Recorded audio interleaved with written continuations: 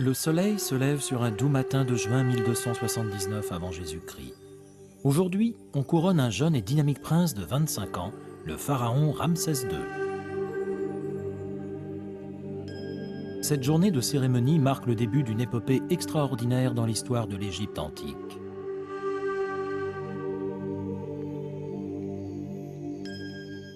Tout ce que Ramsès II accomplira au cours de son règne de 60 et quelques années se fera à grande échelle.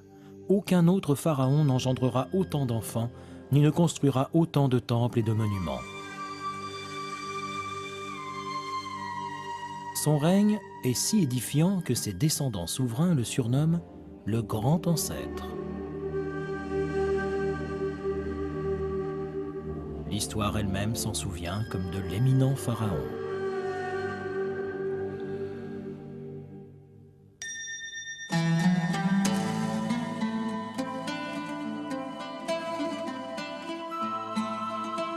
Lorsque Ramsès II monte sur le trône, il est prêt à assumer ses fonctions comme aucun autre prince ne l'a été avant lui. Son père, Séti Ier, s'est illustré par ses exploits militaires et par une ouverture sans précédent de son pays aux arts et à l'architecture. Séti Ier est bien décidé à ce que son fils, une fois pharaon, perpétue cet élan. Il décide donc pour lui d'une éducation et d'une instruction militaire des plus solides. Tout jeune, le prince Ramsès suit déjà son père dans ses campagnes militaires en Libye et en Syrie.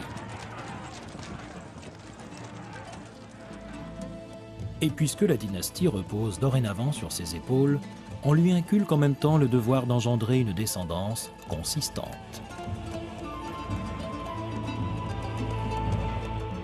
Ramsès, qui se passionne pour le métier de roi, semble avoir parfaitement compris la leçon.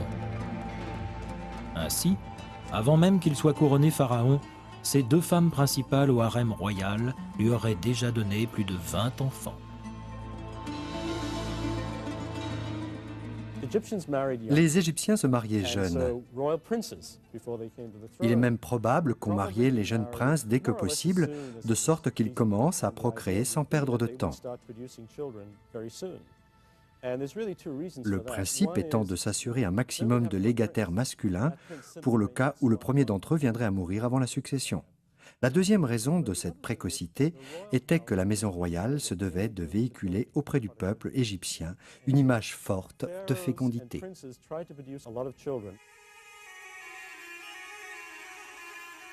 Ramsès nous relate lui-même sa jeunesse sur des inscriptions murales au temple de son père à Abydos.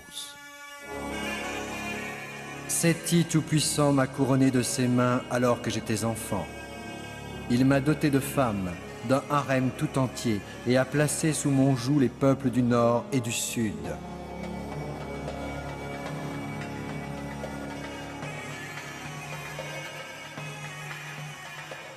Fort de son expérience sur les grands chantiers de son père dans l'encadrement des tailleurs de pierre à la carrière d'Assouan, Ramsès, une fois devenu pharaon, s'empresse de faire élever ses propres monuments.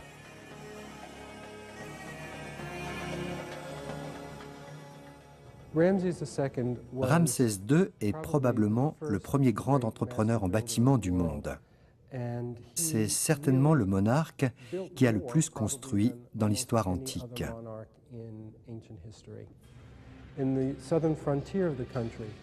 Il est le principal responsable de l'extension du temple du dieu Amon à Luxor, au sud du pays.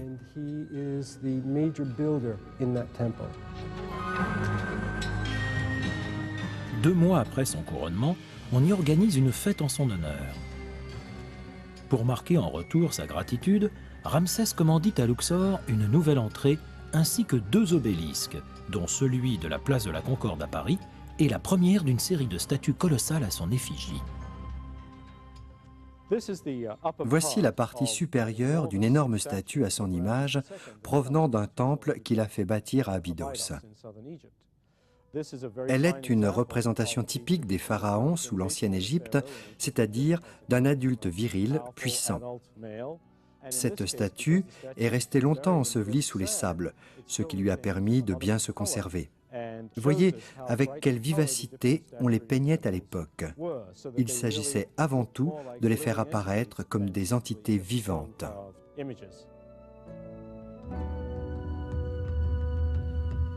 Ramsès II fait étendre et embellir la fameuse salle hypostyle du temple de Karnak, débutée sous Aménophis III.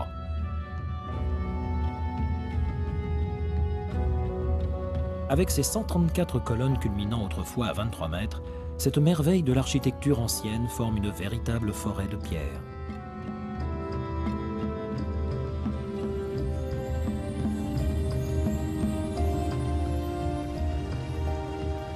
Mais ces grands projets de construction ne s'en tiennent pas à Karnak et à Luxor, construites toutes deux sur les ruines de Thèbes, sur la rive est du Nil. Conformément aux préceptes religieux égyptiens, Ramsès fait bâtir son propre temple funéraire sur la rive ouest du côté où le soleil se couche. L'édification de cette gigantesque nécropole, du nom de Ramesseum, requiert alors l'intervention de 3000 tailleurs de pierre. Bien qu'elle soit aujourd'hui pratiquement en ruine, l'historien grec Diodore de Sicile la décrit à la fin du 1er siècle avant Jésus-Christ comme surpassant de loin toutes les autres réalisations de l'époque. 2 statues de granit de 18 mètres de haut se dressaient autrefois ici en protectrices des lieux. Il ne subsiste aujourd'hui que le buste de l'une d'entre elles.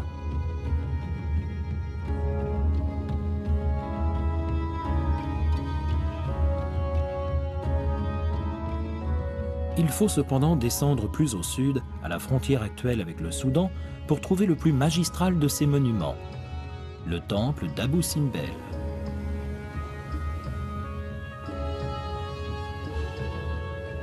Creusé à même une falaise de grès rose, il domine la vallée.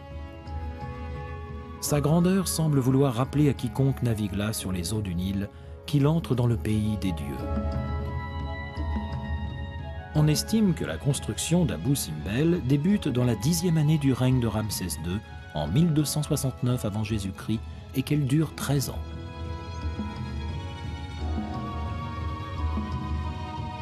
Bien qu'il soit dédié au dieu Amon-Ré et Ptah, ce gigantesque monument divinise avant tout le dieu et roi Ramsès en personne.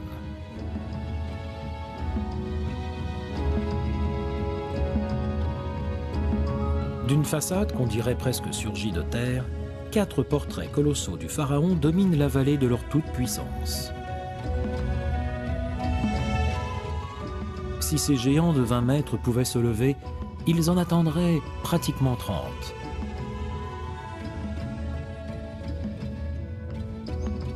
Les représentations de l'entourage de Ramsès II, ses divinités, femmes, enfants et amis, restent en comparaison minuscules. Le temple d'Abou Simbel est en soi un modèle de technique architecturale. Son orientation a été calculée de telle sorte que 2 jours par an seulement, aux équinoxes de printemps et d'automne, les rayons du soleil levant traversent l'entrée et inondent de lumière les statues du roi représentées sous les traits du dieu Osiris.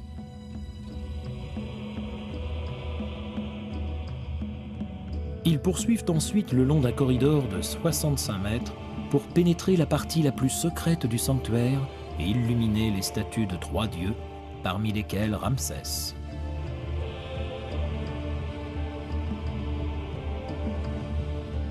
Un 4e dieu, Ptah, n'apparaît que partiellement à la lumière du jour. Ptah est en effet la divinité des ombres.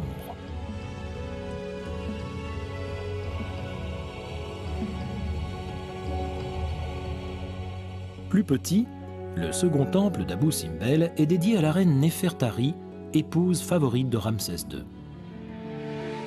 La simple présence des 6 statues du couple sur sa façade révèle tout l'amour que le roi éprouve pour elle.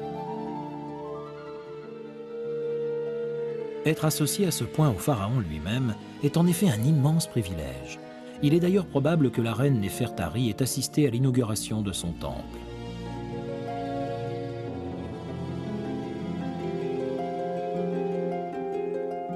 Lorsque Néfertari meurt en 1254 avant Jésus-Christ, Ramsès II a déjà fait bâtir à son attention une tombe dans la vallée des Reines, sur la rive ouest du Nil, près de Thèbes.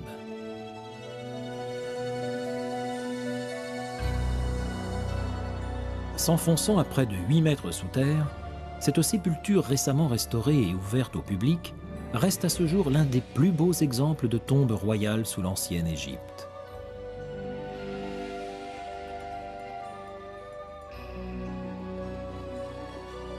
Les fresques du caveau montrent Néfertari dans des poses symboliques en compagnie des dieux.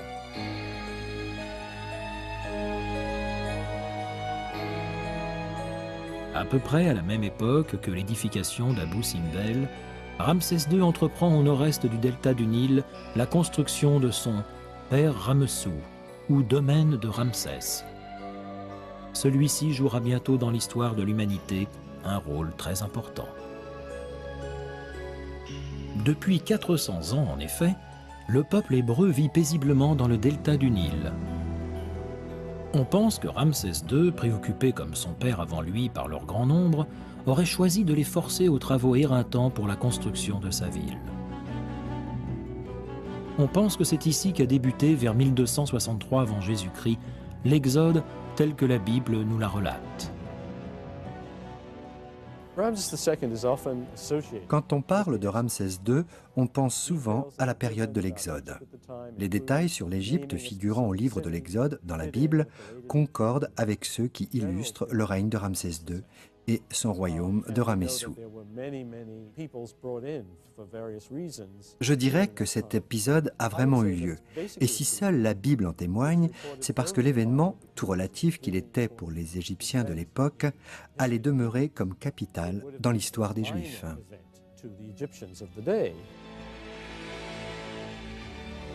Qu'il ait été ou non le grand pharaon mentionné par la Bible, il est clair que Ramsès II est alors déterminé à laisser aux quatre coins de l'Empire son empreinte toute puissante. En faisant élever autant de monuments à sa gloire, il se hisse à l'image d'un dieu.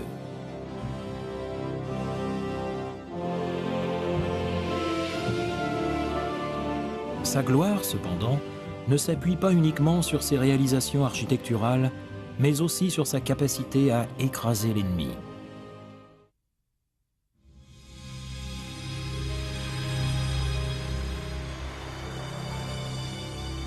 Si un seul pharaon devait subsister parmi ceux ayant marqué la longue civilisation de l'ancienne Égypte, c'est bien lui.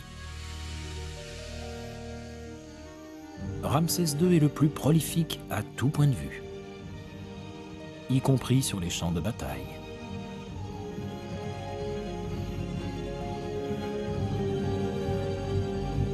Au cours de ses 67 années de règne, ses conquêtes à l'étranger inondent l'Égypte de richesses, en même temps qu'elles encouragent une véritable explosion culturelle.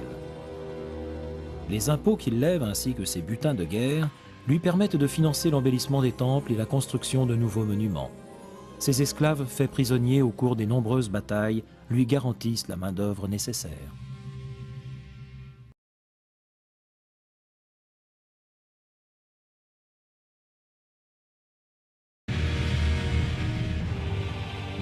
Au nord-est de l'ancienne Égypte s'étend un vaste désert marqué aujourd'hui par la Syrie.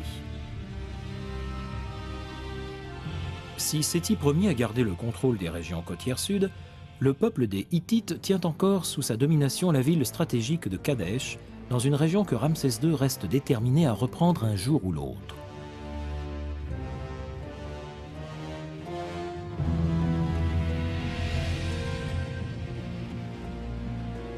Dans la 4e année de son règne, profitant d'une révolte dans les territoires occupés, il décide de sceller à jamais l'œuvre expansionniste de son père en chassant une bonne fois pour toutes l'ennemi hittite de ses bastions.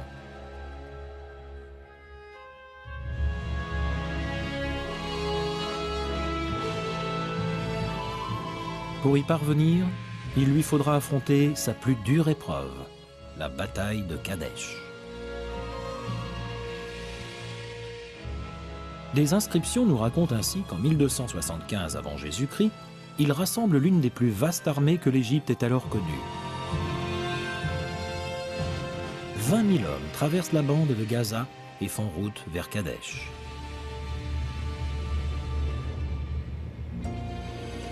Alors qu'ils parviennent presque à destination, la capture et l'interrogatoire de 2 espions hittites leur fait croire à tort que l'ennemi terrorisé s'est déplacé à 160 km au nord. Confiant, Ramsès poursuit le chemin avec seulement un quart de ses troupes et établit son campement sans savoir qu'une formidable embuscade les attend. Lorsqu'il réalise le traquenard, il est déjà trop tard. Miraculeusement, il parvient avec ses hommes à tenir en haleine l'ennemi hittite jusqu'à l'arrivée des renforts égyptiens. S'il évite de justesse la débâcle, de nombreux égyptologues estiment que la bataille de Kadesh finira en impasse. Un avis que le pharaon à l'époque semble loin de partager.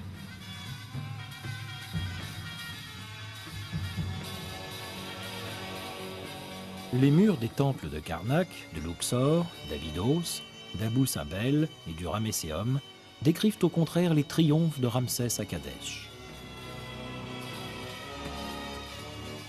Ces fameuses victoires militaires que l'on célèbre ici comme les plus grandioses de l'ancienne Égypte ont-elles donc réellement eu lieu ? La représentation et la description de la bataille de Kadesh figurent parmi les documents historiques les plus intéressants dont nous disposons sur le règne de Ramsès II. On y dépeint le pharaon comme le vainqueur magistral des Hittites. Alors qu'en réalité, même s'il n'a pas été contraint de battre en retraite, Ramsès s'est retrouvé dans l'impasse, sans aucun espoir immédiat de reconquérir la Syrie.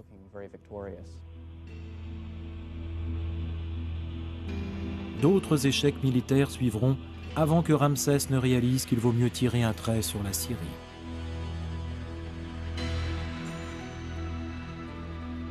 Là où certains voient le premier traité de paix de l'histoire, les deux pays signent en 1259 avant Jésus-Christ un pacte mutuel de non-agression. Gravés dans des plaques de pierre et d'argile, les deux versions du document hittite et égyptien ont survécu jusqu'à nous.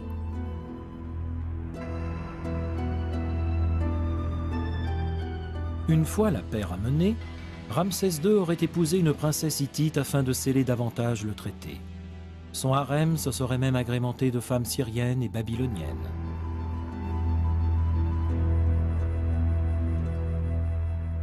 Ramsès II meurt en 1212 avant Jésus-Christ à l'âge de 92 ans.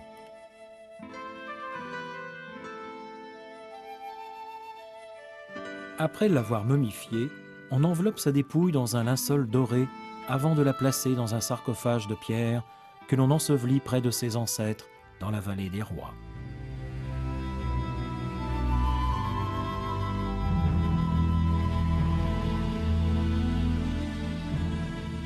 Malgré toutes les précautions prises pour assurer au pharaon sa vie éternelle dans l'au-delà, sa tombe est régulièrement pillée au cours des 2 siècles qui suivent.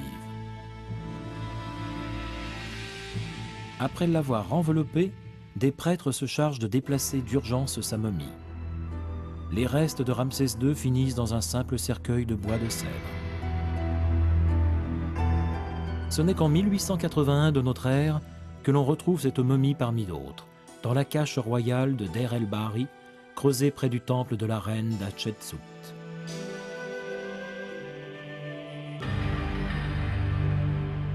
L'analyse de sa momie révélera notamment que Ramsès II portait des cheveux roux et qu'il mesurait environ 1,70 m.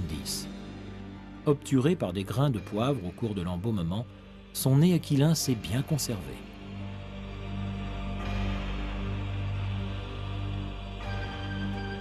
L'impossibilité du pharaon de trouver le repos après la mort est révélatrice du sort de l'Égypte.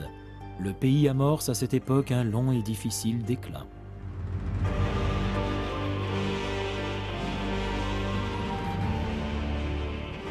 On pense que Ramsès II a engendré plus de 200 enfants, dont 100 au moins ont atteint l'âge adulte.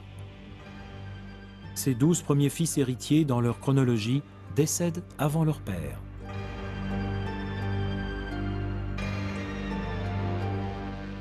C'est le 13e, du nom de Merenta, qui assure la relève à l'âge de 60 ans.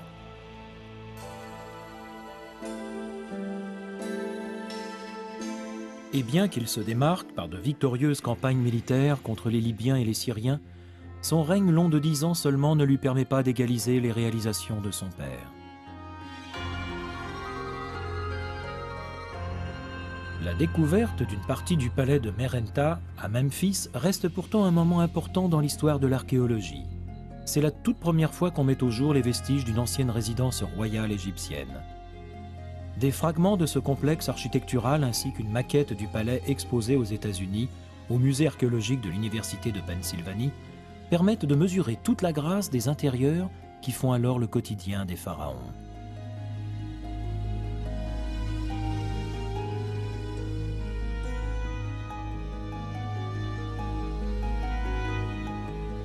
Ces sculptures et gravures provenant de son palais représentent le pharaon dans une pose propre à son rang. Sur ce fragment, Merenta se tient face au dieu créateur Aton, que vous voyez à droite. Aton lui remet le fléau et la houlette, symbole de la royauté. Merenta apparaît ici, coiffé de la couronne, et tient un oiseau échassier qu'on appelle un vanneau et qui symbolise le peuple égyptien.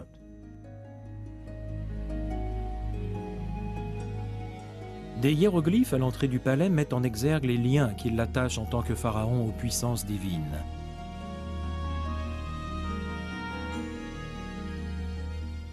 Le déchiffrage donne ceci. En te remettant le fléau et la houlette, je t'ordonne, Pharaon, pour des millions d'années. On a là un concentré de l'interaction qui existe entre le roi et les dieux égyptiens, où l'on voit clairement la façon dont il lui confère les pleins pouvoirs. Si à la mort de Merenta en 1202 avant Jésus-Christ, la glorieuse 19e dynastie n'est déjà plus qu'une vieille histoire, l'épopée des grands pharaons ne s'achève pas là pour autant. Ramsès III lui succède en digne représentant d'une puissante Égypte, alors qu'une reine du nom de Cléopâtre s'apprête à devenir l'héroïne d'un drame qui passionnera le monde entier.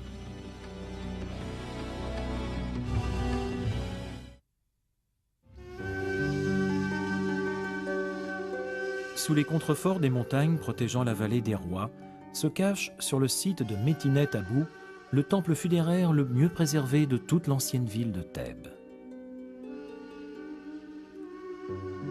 C'est aussi, outre le seul temple d'Égypte à avoir fait l'objet d'un relevé architectural détaillé, celui dont on a déchiffré l'intégralité des reliefs et hiéroglyphes. Ramsès III, second pharaon de la 20e dynastie, en est le commanditaire. Il ne descend pas de la même lignée que celle de l'éminent Ramsès II, dont il n'a de commun que le nom.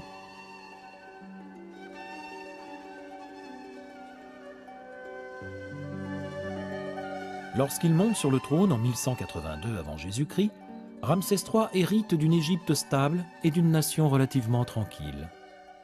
Mais 8 ans plus tard, il se voit contraint d'affronter un ennemi redoutable, les peuples de la mer.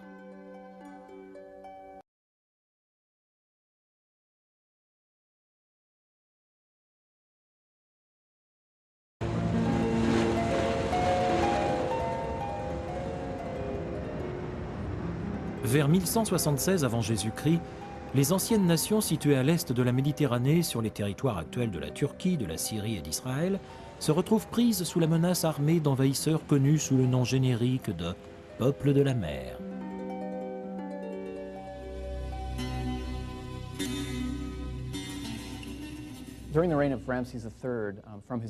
Le temple funéraire de Ramsès III à Médinet Abou nous livre le long récit de l'invasion, puis du rejet d'Égypte des peuples de la mer.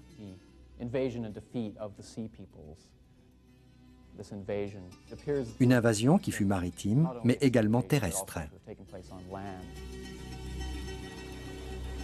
Car s'ils sont bien accompagnés de farouches guerriers, ces peuples de la mer sont avant tout des hommes, des femmes et des enfants, à la recherche d'une terre où s'établir. La menace pour l'Égypte semble alors d'autant plus grave que ces peuplades sont parvenues à écraser les Hittites, les grands rivaux des Égyptiens. Ramsès III ordonne donc d'urgence à ses avant-postes militaires de défendre coûte que coûte les frontières de l'Empire, le temps qu'il envoie sur place son armée repousser l'envahisseur.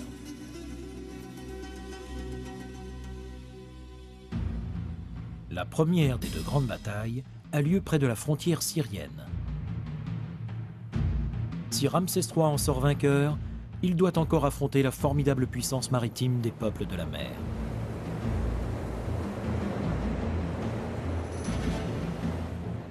Les peintures murales des temples de Ramsès montrent les archers du pharaon tirant sans relâche leurs flèches sur les lignes ennemies.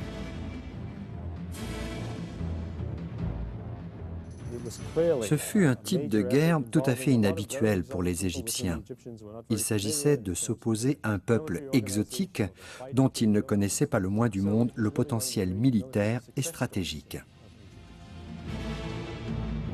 Une victoire pourtant éphémère, puisque 3 ans plus tard, Ramsès III doit repousser une nouvelle invasion. L'ennemi, qui attaque cette fois à la frontière ouest de l'Égypte, est une alliance de plusieurs tribus, dont celle des Libyens. Après un nouveau triomphe militaire, les scribes se mettent à recenser les pertes du camp ennemi. On coupe la main droite des cadavres que l'on apporte au pharaon avant de les compter.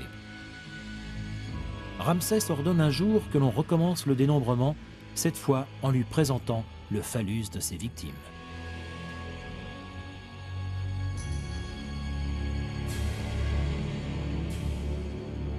Ramsès III vient à nouveau de sauver sa nation. Mais l'ironie du sort veut que l'on s'en prenne à sa vie.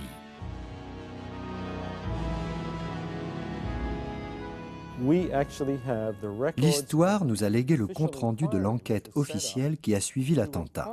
Mais ce rapport ne nous dit pas clairement si Ramsès a échappé à une tentative ou bien s'il a réellement été assassiné. On sait que l'instigatrice du complot est une reine secondaire du nom de Ti. Elle aurait pu agir par déception que son fils ne figure qu'en position éloignée dans la liste des prétendants au trône.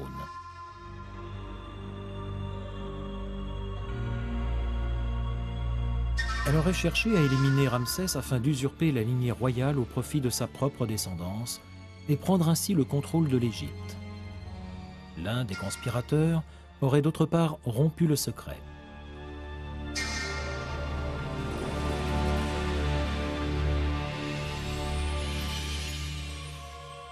Le procès impliquera plus de 40 conjurés. Après avoir été reconnus coupables, 6 d'entre eux se suicident face aux jurés, évitant ainsi une mort lente et épouvantable par empalement.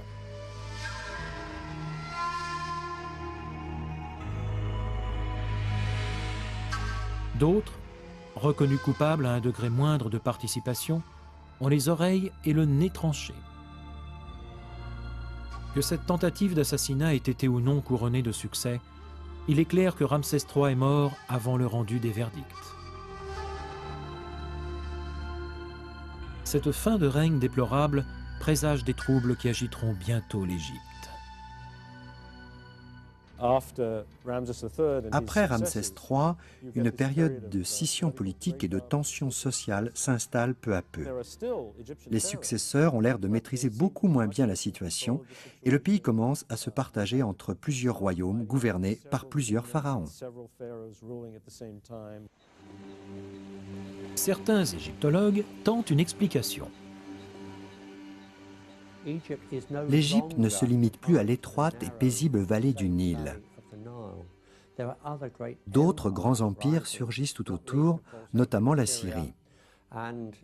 On est là dans une époque de fluctuations qui déstabilise l'Égypte et la font chuter de son piédestal.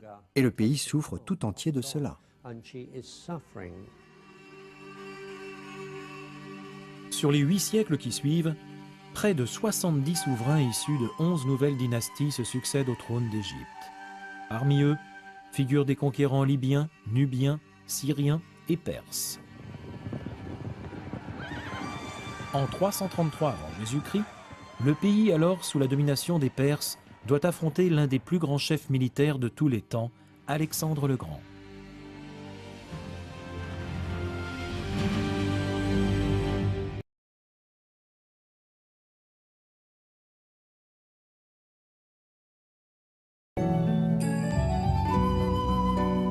Fils du roi Philippe II de Macédoine, Alexandre le Grand incarne dans la Grèce de l'époque le pouvoir dominant.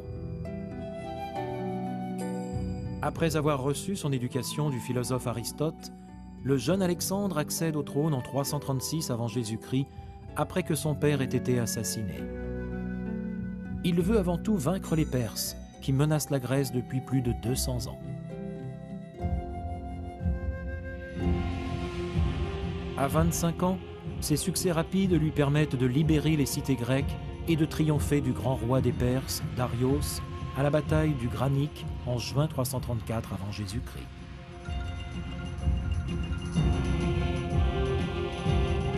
Peu après avoir bouté l'ennemi hors de Grèce, il pénètre en Égypte en libérateur.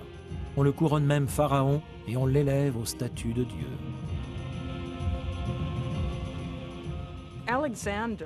Alexandre était un homme doué d'une intelligence remarquable. Il a su faire preuve en Égypte, plus que partout ailleurs, de sa perspicacité et de son flair en matière de politique. Et même si ses armées ne le considéraient pas comme un dieu vivant, il avait compris, comme ses conseillers, qu'en se rendant maître de l'Égypte, il lui faudrait là-bas endosser la cape royale et être adoré comme une divinité.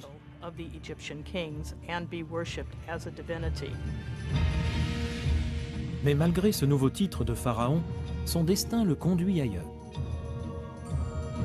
Peu après avoir fondé la ville d'Alexandrie, dont il fait la nouvelle capitale du royaume, il repart en conquête sur des terres qui le mènent jusqu'en Inde.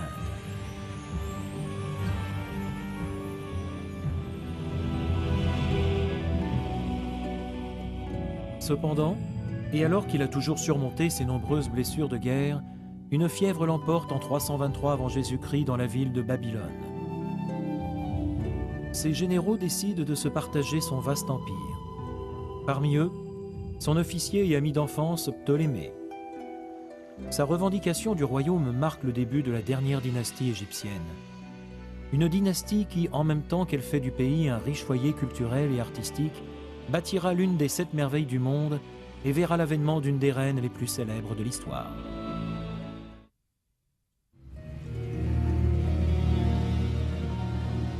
Dans les fonds marins au large du port d'Alexandrie repose la clé d'une énigme vieille de plus de 2000 ans.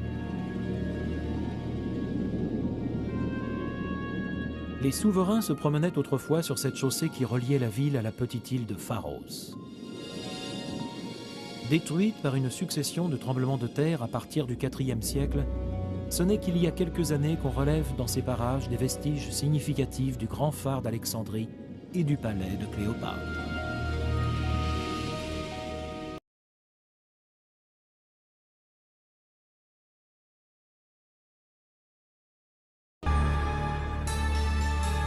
Le dernier chapitre de notre épopée des plus grands pharaons débute en 323 avant Jésus-Christ, lorsque Ptolémée Ier, général macédonien et fidèle lieutenant d'Alexandre le Grand, revendique le trône d'Égypte avant de se proclamer lui-même pharaon. Il devient en 305 avant Jésus-Christ le premier roi de la 32e dynastie, celle des Ptolémées. La dynastie égyptienne des Ptolémées s'est illustrée par son maintien, la plupart du temps, d'un pays stable et prospère. Elle a su rester respectueuse des traditions religieuses locales, tout en continuant de pratiquer sa religion grecque. La succession des Ptolémées apparaît d'ailleurs en peinture sur les murs de nombreux temples, comme la dernière et prestigieuse dynastie de la royauté égyptienne. Les Ptolémées sont eux aussi de grands bâtisseurs. Parmi leurs œuvres majeures, la monumentale bibliothèque d'Alexandrie.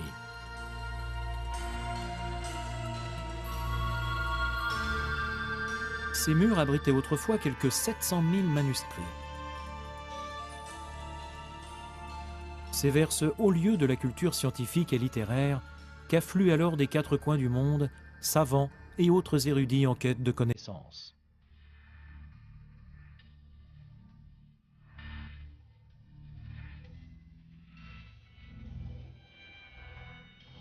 Les Ptolémées dressent également le grand phare d'Alexandrie, réplique gigantesque d'un premier exemplaire dont ils sont aussi les auteurs.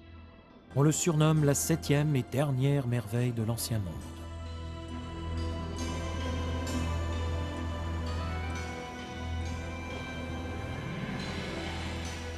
Culminant à 135 mètres depuis la petite île de Pharos, face au port d'Alexandrie, son fanal, alimenté par un immense brasier, est alors visible à plus de 160 km à la ronde.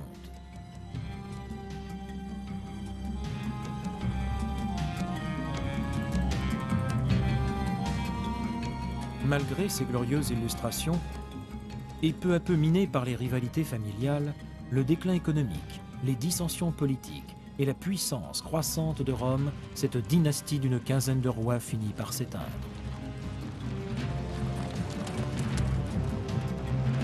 Au milieu du 1er siècle avant Jésus-Christ, alors que Jules César rayonne jusque sur les eaux du Nil, les Ptolémées ne sont plus que des souverains fantoches. En 51 avant Jésus-Christ, Ptolémée XII lègue le trône d'Égypte à sa fille de 18 ans, Cléopâtre, la 7e du nom. Celle-ci est contrainte de partager ses responsabilités avec son frère de 10 ans, Ptolémée XIII.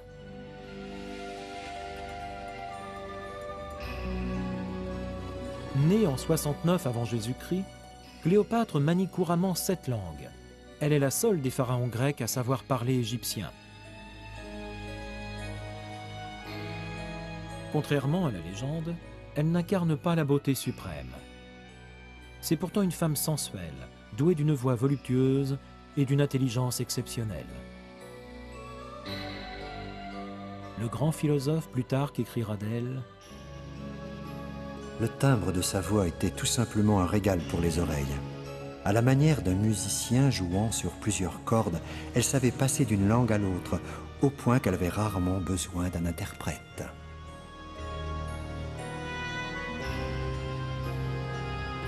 Cléopâtre devra user de tous ses talents pour garder le contrôle d'une Égypte qu'elle aime énormément. Peu après sa montée sur le trône, ses dissensions avec son frère s'achèvent en une guerre civile pure et dure, au cours de laquelle certains égyptologues pensent que la grande bibliothèque d'Alexandrie aurait été détruite. Forcée de fuir provisoirement vers la Syrie, Cléopâtre revient à Alexandrie lorsqu'elle apprend que Jules César vient d'y entrer.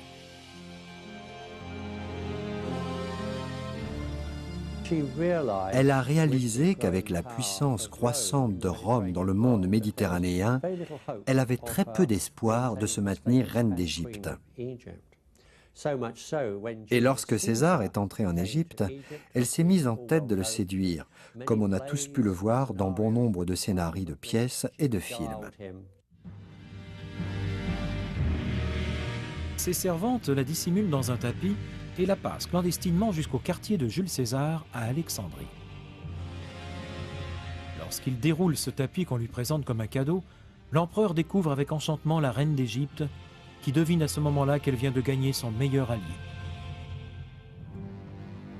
Vaincu, son frère Ptolémée XIII se noie mystérieusement.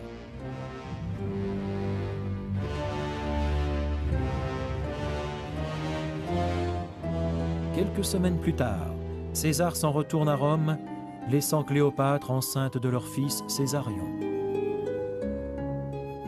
Un an passe avant qu'il ne lui demande de le rejoindre. Mais sa présence à Rome est vécue comme un outrage. Venant s'ajouter aux querelles de l'empereur avec le Sénat, cet affront conduit à l'assassinat de César en 44 avant Jésus-Christ.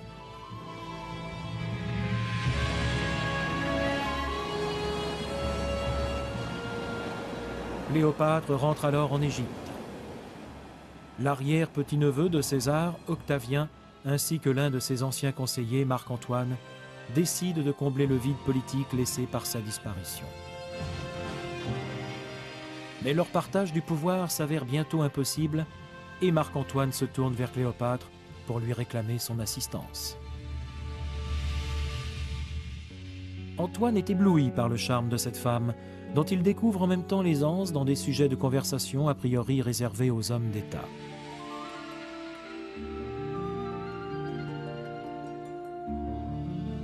C'est le début d'une histoire d'amour doublée d'une solide alliance politique où ils jouent tous deux à la fois leur destin et celui de l'Égypte. Après une ultime et infructueuse tentative d'arrondir les angles avec Octavien, Antoine décide de rejoindre une bonne fois pour toutes Cléopâtre.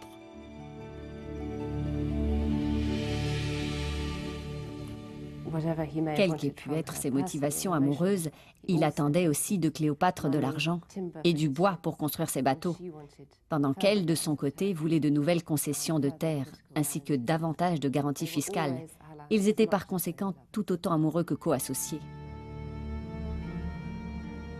Ainsi, Marc-Antoine lui fait-il cadeau, comme à leurs 2 enfants, de conquêtes romaines en Asie.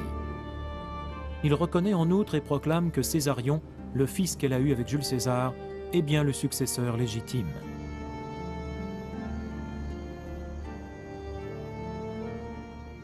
On a là une situation dans laquelle un grand et noble général romain offre délibérément des morceaux de l'Empire à une reine étrangère. Vous imaginez l'indignation des sénateurs romains. Et c'est comme ça que Marc-Antoine est devenu l'ennemi public numéro 1. Octavien exploite alors l'indignation que suscitent ces abandons de territoire pour remporter le soutien de l'armée et déclarer la guerre au couple maudit.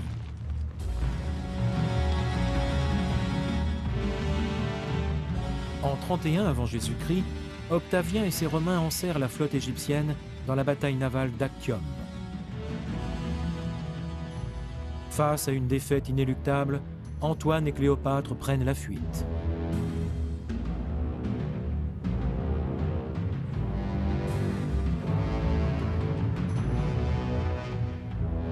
En moins d'1 an, les Romains s'emparent d'Alexandrie et les forces égyptiennes capitulent.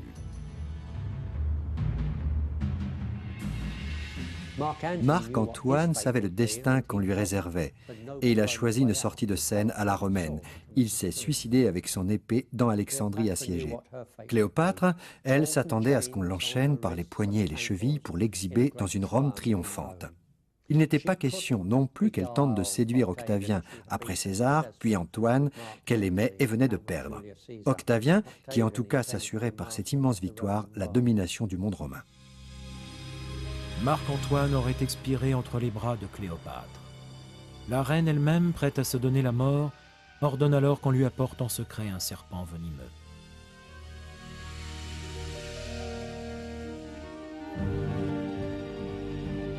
À 39 ans, entourée de ses domestiques, elle succombe à la morsure de l'animal.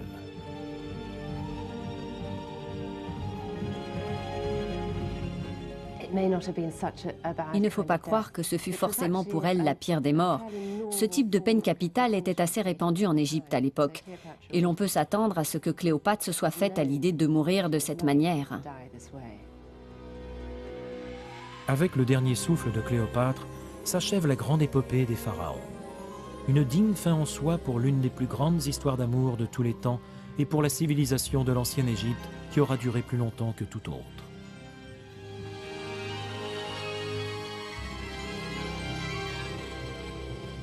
Si les suzerains égyptiens et romains s'attachent ensuite à perpétuer les traditions, en continuant notamment d'endosser le titre de pharaon et de construire des temples à leurs dieux, c'est uniquement dans le but de garder le contrôle de la population. L'Égypte a d'ores et déjà changé de visage. Elle n'est plus qu'un immense réservoir destiné à alimenter en richesse l'Empire de Rome.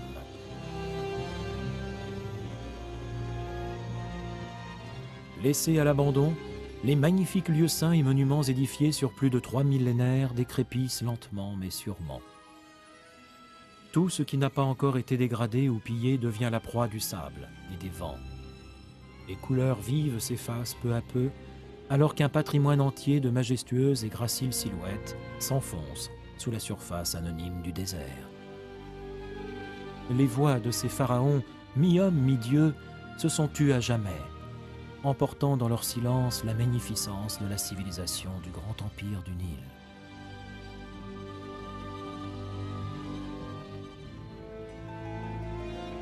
Mais l'héritage principal des plus grands pharaons d'Égypte a malgré tout survécu à l'oubli et aux destructions. Défiant les millénaires, ces visages fascinants témoignent de la gloire éternelle de la nature humaine et révèlent combien ces anciens géants nous sont restés proches.